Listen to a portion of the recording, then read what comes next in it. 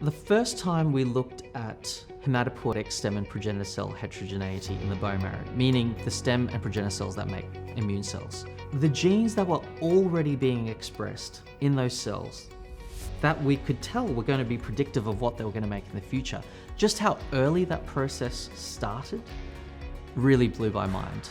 Almost every disease arises at the level of individual cells. I mean, cancer, mutation in one cell, something goes wrong. And so the resolution of understanding biology needs to be at the level of individual cells.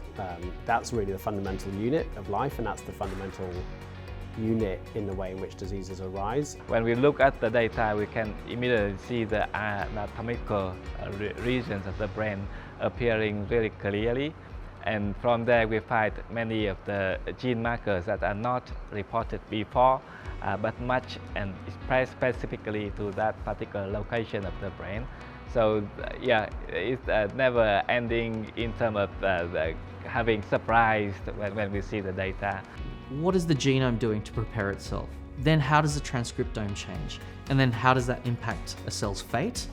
And to do that over time and in a clonal way, I think is going to be really fascinating and change the way we understand how cells determine their fate.